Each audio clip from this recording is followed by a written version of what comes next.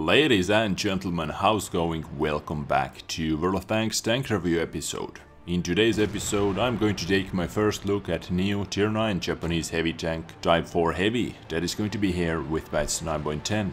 As always, at first going to take a look at specs and going to talk about strengths and weaknesses while you are enjoying one gameplay on the background. And after that, let's see how this tier 9 beast performs in actual battle versus a lot of tier 10s. But first, you guessed it, we are going to talk about the size. And once again, entire screen is filled with one tank, Type 4 Heavy. It actually looks a lot like Type 5 Heavy. Frontally they are pretty much the same, you can see. Pretty much the same, few differences here and there. Type 4 Heavy actually gets some slope action on the side hull that Type 5 Heavy doesn't get, you can see. A little slope action. Turret frontally pretty much the same, and they even have one scratch in the same position, almost in the same position. Type 4 Heavy scratch, Type 5 Heavy scratch. Rear of the tank is a little bit different, you can see. But all in all, those two tanks are pretty much the same. Let's compare it to the other tier 9s. AMX 5120, fairly big tank, I would say. Not anymore. E75, I remember E75 was a fairly huge tank, but compared to the Type 4 Heavy, you little tiny bugger. M103. So yeah, I believe you get the point. As I mentioned, Type 4 Heavy's hull is pretty much the same with Type 5 Heavy's hull, and armor values are almost the same as well. Side armor 140mm thick. Traverse speed 22 degrees per second, exactly the same, and weight 161 tons. So it is actually heavier, 10 times heavier than its bigger brother Type 5 Heavy. From the rear we can see that rear armor is 150mm thick, engine power 1200 horsepower, top speed 20 km per hour. So this tank is 10 tons heavier with exactly the same engine, so you are going to lose 5 km per hour top speed. I actually do not understand where that extra weight comes from, because your frontal armor is 250mm thick, which is 10mm less than on Type 5 Heavy. 2050 hit points. For tier 9 Heavy it is actually really good. Turret armor is going to be 250mm thick from the front and 200mm thick on the sides and in the rear of the turret. View range 390 meters. I don't know why you're going to lose 10 meter view range compared to the Type 5 Heavy, because they are pretty much exactly the same tanks. And as always, finally, the boomstick 14 cm beast. Rate of fire 2.88 rounds per minute. Penetration with standard shell 249, average damage 600. Accuracy 0.42. Aiming time 2.9 seconds and TPM 1800 plus damage, depending on which kind of equipment and consumables you are using. Now, knowing all that, what else I can tell you about this tank? Biggest weaknesses besides the size, because the size is obvious weakness, you are going to be arty target number 1, pretty much always. If you're going to be top tier tank, then you can survive quite a few artillery shots from tier 9 arties, but if they're going to hit your engine bay, then obviously easy pen and easy epic amount of damage done to you, because this tank is just so huge, just so wide, it is not that hard to hit your engine bay.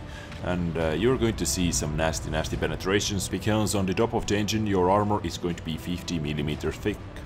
Another big weakness about this tank is actually mobility. Traverse speed 22 degrees per second is actually pretty decent, same as you get on E100 for example, but the top speed 20 km per hour on paper. And you're going to be able to achieve that only downhill or on a flat surface like on tarmac. On some maps your top speed is going to be 14 to 15 km per hour, like driving with T95, and T95's biggest problem is the speed.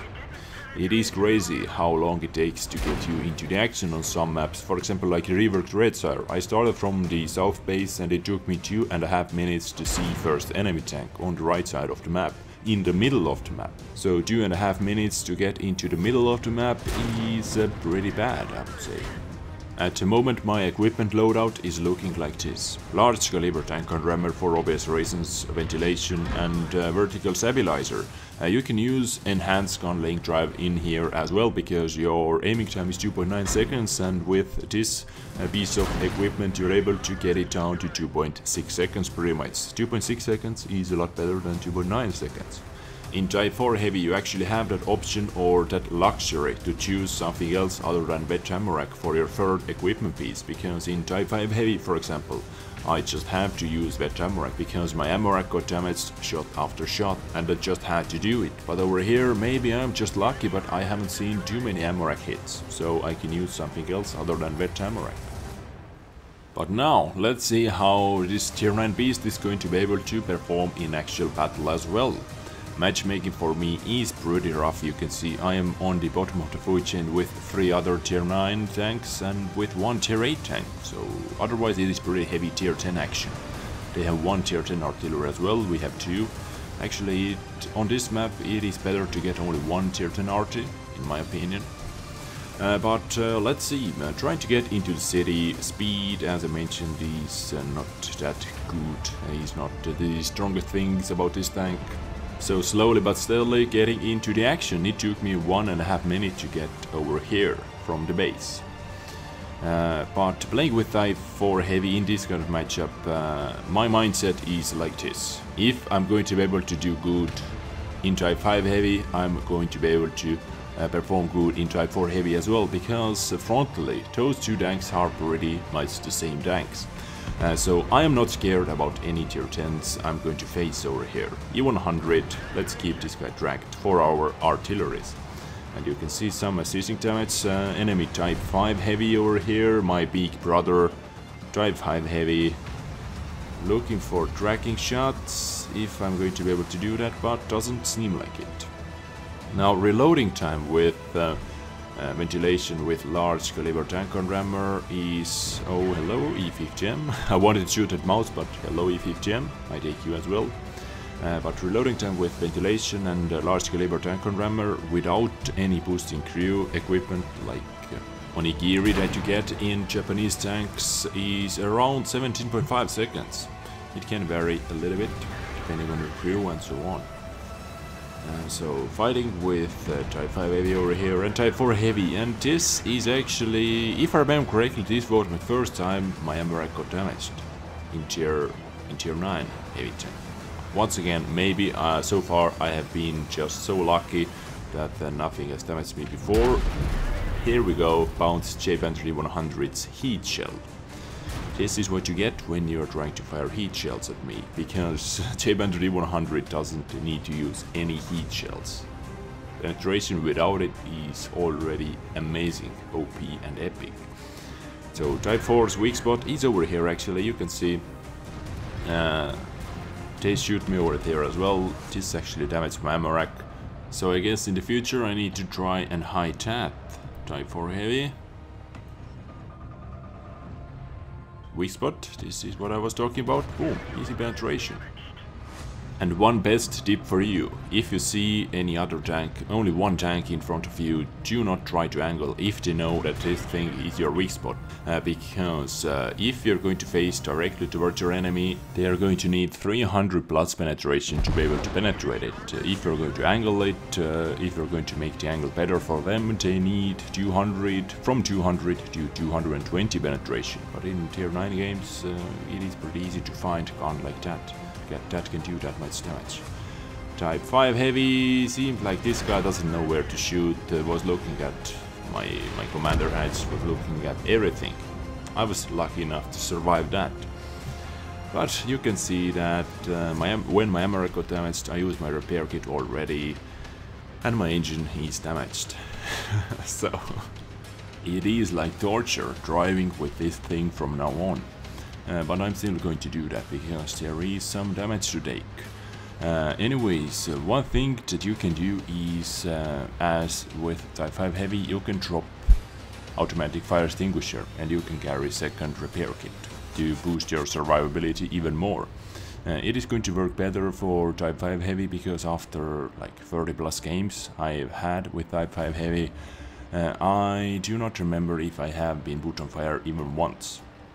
Same thing over here as well, Type 4 Heavy. I do not remember if I have seen any fires with Type 4 Heavy, so you can do that. It is risky, yes, but you can do that to boost your survivability even more.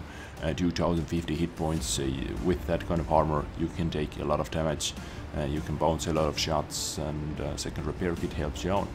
Like in this kind of situation, you had to repair your ammo rack, but you still would have had your large repair kit, or small repair kit, depending on what you decided to do. But this is just one option. It is risky, but sometimes it is worth the risk to get the maximum out of this thing. And this game is over, and no more damage for me. But overall, pretty good game, you can see. Master Batch Ace Tanker 1791 experience in pretty heavy tier 10 game, I would say. I was on the bottom of the food chain and close to 5000 damage done. Number 1 by damage, number 1 by experience. 9 shots fired, 9 hits, 9 pens. What more do you want? Nothing, I guess. Nothing. Close to 5000 damage done in this heavy matchup. Can't be mad. And here we go, this is Type 4 Heavy for you everybody. New Tier 9 Japanese heavy tank that is going to be here with patch 9.10. Once again I have to say I can't wait to see this bad boy in a live server, when people are not going to spam that many premium shots into it. In my opinion, tier by tier, Type 4 Heavy is going to be a little bit better tank than Type 5 Heavy, because tier 10 games nowadays are pretty damn rough. J-Band 300s, epic head shells and so on, and tier 10 artilleries as well. But when Type 4 Heavy is going to be top tier tank, I believe this thing is going to rock. Yeah. My thoughts are here. I hope it was informative for you. Let me know what you think about this tank. I hope to see you in here next time as well. Take care guys, and bye.